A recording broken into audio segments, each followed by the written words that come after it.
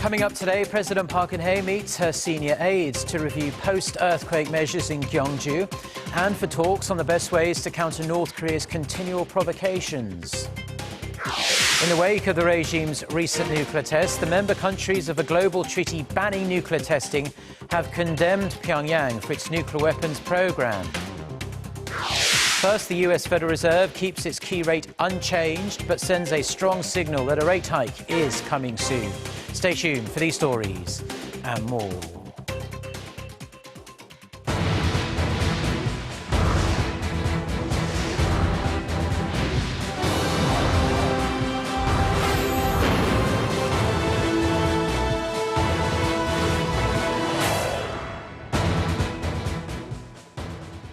Hello, it's noon on Thursday, the 22nd of September. You're tuned in to our midday newscast here on Arirang TV. Thank you for joining us. I'm Mark Broom. Let's start at the nation's top office. President Park Geun-hye sat down with her senior secretaries this morning, directing her chief aides on various important issues. The topics range from helping the quake-hit city of Gwangju to formulating a stronger stance against North Korea. We have our presidential office correspondent Song Ji-son on the line with the details. So, Ji-son, it looks like they had plenty to talk about. You're right, Mark. President Park began by following up on the recent earthquakes and aftershocks that shook the southeastern city of Gwangju in Gyeongsang-buk-do province, a place she visited on Tuesday to check up on local residents and key facilities. Noting that South Korea is no longer a safe zone from earthquakes, she asked her senior aides to fully revamp the nation's disaster prevention and countermeasure systems that were shown to be vulnerable when the strongest quake struck last week. She moved on to condemning North Korea's continued efforts to develop weapons of mass destruction, whilst people are suffering from some of the worst flood damages in years. Saying that money given to Pyongyang to facilitate dialogue in the past has been funneled into the nuclear program, President Park said North Korea will no longer show up for denuclearization talks. 이제 북한은 더 이상 핵 포기를 위한 대화의 장에 나오지 않을 것이며 핵과 미사일 등의 도발은 더욱 심화될 것이라고 생각합니다. 그래서 정부는 우선 UN 안보리에서 북한의 핵 포기를 실질적으로 강제할 수 있는 국제사회의 새롭고 강력한 제재 도출에 최선을 다하면서 이와 별도로 여러 나라들과 함께 대북 압박을 위해 필요한 독자적 조치도 취해 나갈 것입니다. Vying to all she can to curb the regime's mad obsession with its nuclear program, President Park pledged to strengthen South Korea-U.S. alliance to protect the nation, including deploying the U.S. missile defense system THAAD in South Korea and Washington's nuclear umbrella. Now touching on the economy, citing the Federal Reserve's decision to freeze rates at this month's meeting, President Park said uncertainties are mounting on the South Korean economy, especially as the Fed signaled strongly that U.S. rates will rise in December. She also mentioned multiple sales promotions and events to begin at the end of this month, aimed at boosting domestic consumption and attracting overseas visitors. President Park wrapped up by stressing the importance of the government's deregulation and restructuring drives to foster new industries and create quality new jobs. Mark? Well, thank you very much, Ji-son, for that wrap-up of this morning's Presidential Secretaries meeting. Now, in other news, dozens of member countries of a global treaty banning nuclear testing have slammed North Korea for its nuclear weapons program. They also urged other members to not waste any more time swiftly ratifying the treaty. Gwangju reports. Meeting on the sidelines of the UN General Assembly on Wednesday, around 40 foreign ministers who support the Comprehensive Nuclear Test Ban Treaty have strongly condemned North Korea's recent nuclear test. They urged Pyongyang to not conduct any more tests and completely halt its nuclear weapons program. The ministers issued a joint statement calling for the ratification of the CTBT treaty, which aims to ban all nuclear explosions, whether it be for civilian or military use. The treaty was agreed upon 2 decades ago. 183 countries have signed it, and 166 have completed ratification so far. South Korea's Foreign Minister Yoon Byung-se said in a speech at the meeting that it's disheartening the treaty has remained a, quote, sleeping beauty for such a long time. Kwon So-ah, Arirang News. Japanese Prime Minister Shinzo Abe has warned that the threat posed by North Korea after its multiple missile and nuclear tests this year is substantially different than it was in the past and called for an altogether different response. In his keynote speech to the UN General Assembly on Wednesday, Abe said the world needed to thwart Pyongyang's plans and it was high time for the UN Security Council to indicate an unmistakable attitude to this threat of a new dimension. He added that the international community must halt North Korea's nuclear and missile programs. South Korea and China are set to discuss countermeasures against North Korea's latest nuclear tests. Seoul's representative flew out to Beijing this morning to meet with his Chinese counterpart for talks on the country's approach to dealing with North Korea. Hwang Ho-jun has a report.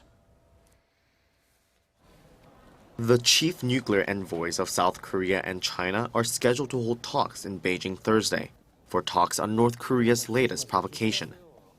This is the first time senior officials from South Korea and China have met since the North conducted its fifth nuclear test on September 9th. Seoul's Special Representative for Korean Peninsula Peace and Security Affairs, Kim Hong-gyun, and his Chinese counterpart, Wu Da-wei, are expected to discuss countermeasures against Pyongyang's nuclear test, which may include additional sanctions. Kim has already held talks with his US and Japanese counterparts on the issue. Both South Korea and China have condemned North Korea for the provocation, but the two sides disagree on the best way to deter the regime from further threats. China is generally opposed to excessive sanctions, worrying they could cause the regime to collapse. In stark contrast, South Korea and the United States are pushing for the strongest punitive measures possible. Seoul hopes the two sides can narrow their differences, despite recent findings that a Chinese trading firm located near the North Korean border has been exporting goods for military use to Pyongyang for 5 years, in flagrant disregard of the international sanctions on the regime. The UN Security Council is currently working on an even tougher resolution than the one adopted in March, following the regime's fourth nuclear test in January. Hwang Ho-jun, Arirang News. The US Federal Reserve has again pushed back plans to raise interest rates. The move was widely expected following a series of mixed economic reports and varied signals from Fed officials. Now a rate hike in December has become ever more likely. Park Jong-hong has the details. The Fed's decision is widely seen as taking a wait-and-see approach. While it acknowledged that economic activity has picked up and that job gains were, quote, solid, the Fed decided to wait for more progress before hiking rates. The Federal Open Market Committee voted to hold the federal funds rate between 0.25 and 0.5%. Fed Chair Janet Yellen says the decision did not reflect lack of confidence in the economy and noted the positive signs. Is largely based on the judgment that we're not seeing evidence that the economy is overheating and that we are seeing evidence that people are being drawn in larger numbers than at least I would have expected into the labor market, and that's healthy to continue. And as the labor market further improves, the Federal Reserve strongly signaled that it could tighten monetary policy by the end of the year. Meanwhile, the Fed's expectations for short and long-term GDP growth were lowered to 1.8% from 2%. The Fed has held its key rate steady since December, when it raised borrowing costs for the first time in nearly 10 years. Park Jong-hong, Arirang News. Lawmakers at the National Assembly fired questions at officials in charge of the nation's nuclear power plants today amid growing concerns about safety after the two earthquakes that hit the country in recent days. Lawmakers on Thursday urged the officials to undertake stronger earthquake safety measures, such as raising the seawall at nuclear power plants, reinforcing waterproof facilities and more regular stress tests. Lawmakers also asked officials why new nuclear reactors are scheduled for construction in the southeastern coastal region where the quake hit, and urged the Korea Hydro Nuclear Power Corporation to reconsider the plan. Officials from the state-run electric power company said the possibility of nuclear power plant damage was nil, as the facilities are built 20 metres into the ground, unlike regular buildings. Now let's stay with the National Assembly, where a 4-day parliamentary Q&A session of government officials is into its third day now. Today, lawmakers are questioning officials on issues related to the economy. For more, we go live to our Shin Se-min, who is at Parliament for us, on the line with us. Se-min, how are things going today? Mark, so far the focus is on the government's ongoing restructuring efforts in the shipbuilding and shipping industries. In particular, the questions are centering around the financially troubled Hanjin Shipping, whose creditors have said they will not provide the firm with additional aid. Prime Minister Hwang Kyo-ahn and Finance Minister Yoo Il-ho are among the high-ranking government officials who are fielding some of the tough questions from lawmakers.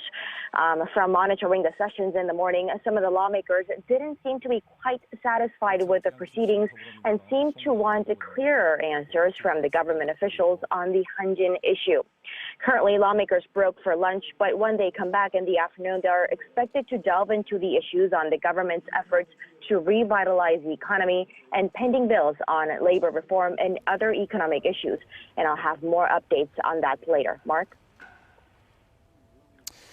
Thank you, Se-min, for that report. And as a follow-up to what Se-min was saying there, we do go on to the latest on the crisis that is engulfing Hanjin Shipping. And while its biggest shareholder, Korean Air, is set to provide a loan worth tens of millions of dollars to the troubled container carrier, the state-run Korea Development Bank also seems to be mulling additional aid for the company. According to multiple sources in the local financial sector, KDB is reviewing whether to provide an additional $45 million to help Hanjin Shipping cover unloading expenses for ships that have been stranded at sea for weeks.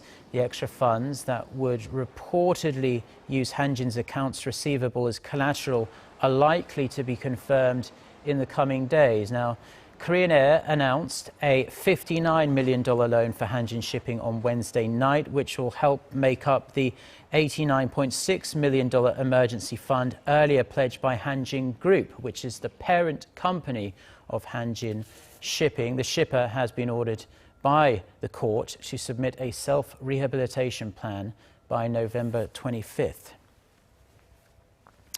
The CEO of British-based Oxy Reckitt Benckiser has formally apologised over its toxic humidifier disinfectants, which claimed hundreds of lives here in Korea. In a statement Wednesday, Rakesh Kapoor said that he was sincerely sorry for the pain and irreparable damage Korean consumers have suffered. He then expressed regret over not being able to prevent the damages during a clear line of responsibility. The CEO made the remarks during a visit to Britain by a special Korean parliamentary committee probing into this scandal. It marks the first time the company's upper management has apologised to the victims and their families for this scandal. The British firm had earlier outlined a compensation plan, but the victims have said the company must provide reasonable compensation in a transparent manner. Now, the number of foreigners staying illegally in Korea has been growing steadily over the past few years. According to data from the Justice Ministry, the number of undocumented immigrants and people overstaying their visas stood at over 213,000 as of July. That's up 27% from 6 years ago and makes up more than 10% of the total foreign population in Korea. The figure has been on an upward trend since 2011, but the ratio to foreigners here legally has been on the decline as the number of foreigners in Korea has been growing at a faster pace. Although the data didn't provide details of the country of origin in the past, the majority have been from China or Southeast Asia. There has also reportedly been a greater inflow from the Middle East and Africa in recent years. If caught, illegal immigrants are subject to deportation. The Justice Ministry says roughly 10% of unauthorized immigrants and people who overstay their visas are sent back to their home countries every year. Plunging rice prices caused by an oversupply are taking a serious toll on Korea's rice farmers. Rice farms in Ganghwa County near the western city of Incheon overcame last year's brutal drought by siphoning off water from the Hangang River, but their efforts could go unrewarded. Rice prices have dropped to around 127 dollars per 80 kilogram bag. That's 10% lower than last year. At that price, farmers will actually lose money due to the high production costs involved in harvesting rice. And making matters worse, Korea's rice processing complex, which controls the amount of rice in the market through government purchase, is running a multi-million-dollar deficit, which means it could have much more trouble helping farmers sell their harvest this year. Now, an iconic figure who was a symbol of non-violent resistance during the Gwangju Uprising of 1980 has died. Catholic Priest Cho Bi-oh died Wednesday at the age of 78 after a bout of pancreatic cancer. Cho was born in Gwangju in 1939 and ordained in 1969. During the uprising, he led a group of protesters in an attempt to block more than a dozen tanks that had rolled into the city for a final assault, a protest that is now remembered as the March of Death. He also spearheaded a civilian committee that sought to prevent loss of life during the uprising. He was later imprisoned for 6 months for his actions. Starting in the 1990s, Cho dedicated his life to exposing the atrocities and attempted cover-up by the Korean government during the Gwangju Uprising. For his humanitarian efforts, Cho received an honorific title from the Roman Catholic Church in 2008, becoming just the 28th priest in Korea to receive the distinction.